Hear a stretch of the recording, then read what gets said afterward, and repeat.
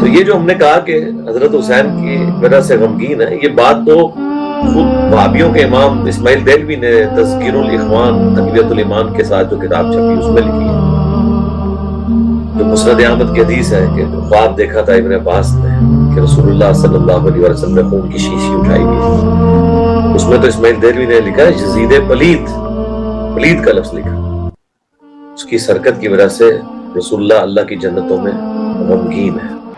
الحمد للہ رب العالمین والصلاة والسلام علی اشرف الانبیاء والمرسلین نبینا محمد وعلی آلہ وصحبہ اجمعین۔ برادران اسلام، دینی اور ملی بھائیوں، دوستوں اور ساتھیوں، محرم الحرام کا مہینہ لوگوں میں اس اعتبار سے مشہور اور معروف ہے کہ اس میں ماتم اور سوگ منایا جاتا ہے۔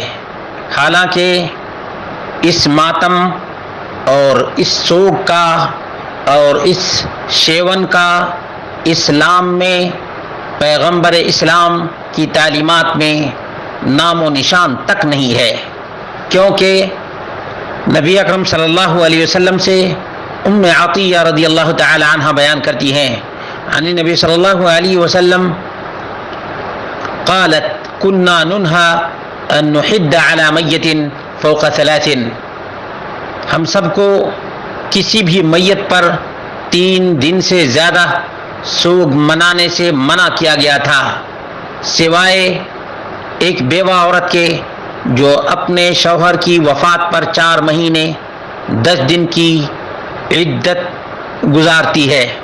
معلوم یہ ہوا کہ 3 دن سے زیادہ سوگ منانا نبی اکرم صلی اللہ علیہ وسلم کی نافرمانی اور اللہ تبارک و تعالیٰ کے غضب کو دعوت دینا ہے۔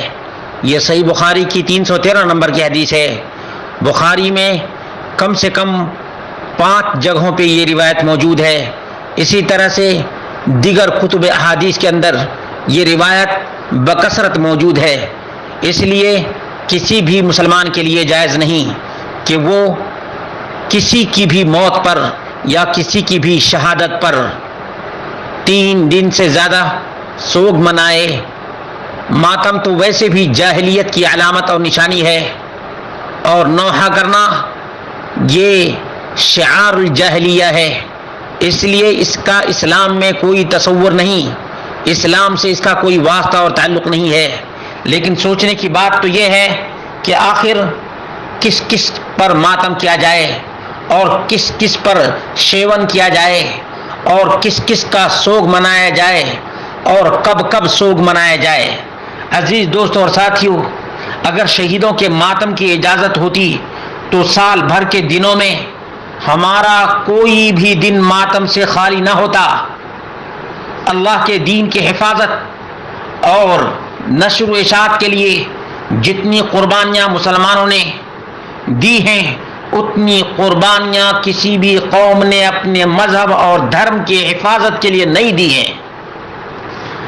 اگر تاریخ کھنگالی جائے تو سال بھر میں کوئی مہینہ، کوئی ہفتہ، بلکہ کوئی دن ایسا نہیں ہوگا جس میں شہادت کا کوئی واقعہ یا رنج و الم سے بھرپور کوئی سانحہ پیش نہ آیا ہو۔ اگر ہم پر ایک کا ماتم کرنے لگیں، اگر ہم ہر ایک کا ماتم کرنے لگیں تو پھر ہمارے لیے ماتم اور شیون کے سوا کوئی دوسرا کام ہی نہیں رہے گا، سوگ منانے کے علاوہ ہمارا کوئی کام ہی نہیں رہے گا، ممکن ہی نہیں ہوگا۔ اگر ہمیں ماتم کی اجازت ہوتی تو ہم 12 ربیع الاول کو ضرور ماتم کرتے، کیونکہ اس دن رحمت عالم احمد مجتبی محمد مصطفیٰ صلی اللہ علیہ وسلم اس دنیا کو داغ مفارقت دے کر کے چلے گئے۔ آپ کی وفات ہو گئی اور آپ کی رحلت اور آپ کی موت سے بڑا صدمہ اس کائنات میں اور کیا ہو سکتا ہے۔ اگر ماتم کی اجازت ہوتی تو ہم 1 محرم کو ضرور ماتمی مجلس برپا کرتے، کیونکہ اس دن خلیفہ ثانی عمر فاروق رضی اللہ تعالی عنہ شہید ہوئے، جن کے بارے میں کہا جاتا ہے اگر دنیا میں ایک عمر اور پیدا ہو جاتا تو کفر کا نام و نشان ختم ہو جاتا۔ اگر ہم سوگ منا سکتے تو ہم 18 ذوالحجہ کو ضرور سوگ مناتے، جس دن داماد رسول جامع قرآن سیدنا عثمان بن عفان رضی اللہ تعالی عنہ ذی النورین کو 50 دن کے محاصرے کے بعد انتہائی مظلومیت کے عالم میں شہید کیا گیا۔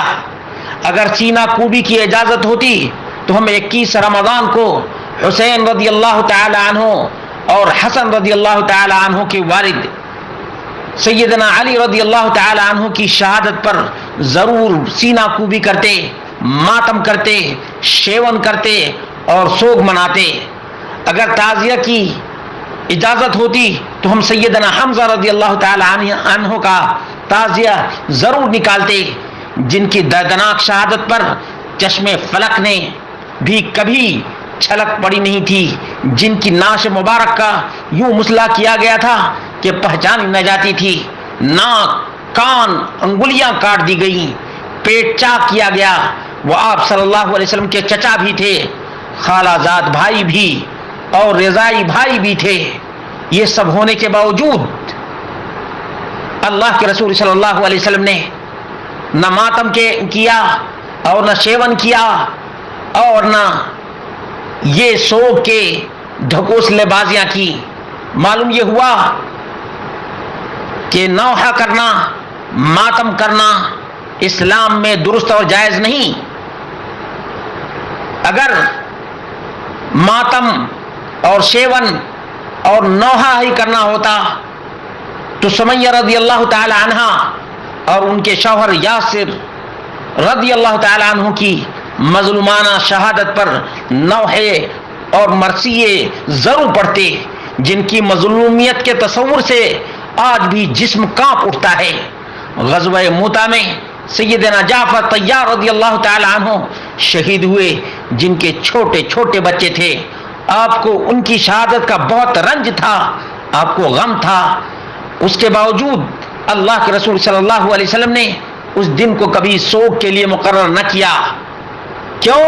اس لیے کہ اللہ رب العالمین نے ماتم اور شیون اور سوگ کے لیے یہ دین نہیں بنایا، بلکہ یہ شہادت کا دین ہے، شہادت شجاعت کا دین ہے۔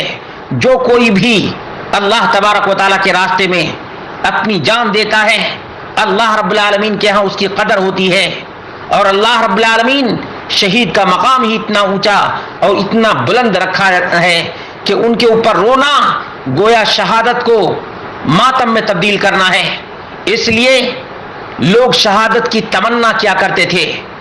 حسین رضی اللہ تعالی عنہ کی شہادت پر اس طرح سے ماتم اور شیون کرنا اور سوگ منانا خود علی کی مخالفت ہے، حسین کی مخالفت ہے، کیونکہ انہوں نے ماتم کرنے سے اور نوحہ کرنے سے منع کیا تھا۔ آج انہی کے نام پر بہت سے لوگ ماتم کرتے ہیں، سینہ کوبی کرتے ہیں، بال کو نوچتے ہیں اور زنجیروں سے اپنے آپ کو مارتے ہیں۔ یقیناً یہ نہ نبی اکرم صلی اللہ علیہ وسلم کی سنت ہے، نہ اہل بیت کی سنت ہے اور نہ قرآن کریم کا بیان ہے، بلکہ یہ کفار کا طریقہ ہے۔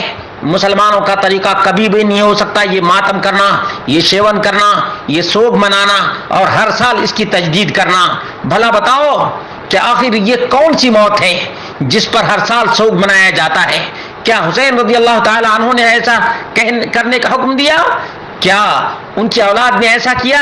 نہیں، یہ سبائی ٹولہ ہے، یہ رافضی ٹولہ ہے، یہ وہ شیعی ٹولہ ہے جو دین اسلام کو بدنام کرنے کے لیے یہ سب ماتم کرتے ہیں، یہ شیون کرتے ہیں، یہ سوگ مناتے ہیں، یہ سینہ کوبی کرتے ہیں۔ ان کی عورتیں کالے کپڑے پہنتی ہیں اور بال کو پھہرائی رہتی ہیں، یہ پورا کا پورا دین اسلام کو بدنام کرنے کے لیے ہے۔ اللہ تبارک و تعالیٰ سے دعا کرتے ہیں کہ اللہ رب العالمین مسلمانوں کے نام پر یہ جو کلنک کا ٹیکا لگا ہوا ہے، اللہ تبارک و تعالیٰ اس کلنک کے ٹیکے سے مسلمانوں کے جبین کو پاک کر دے۔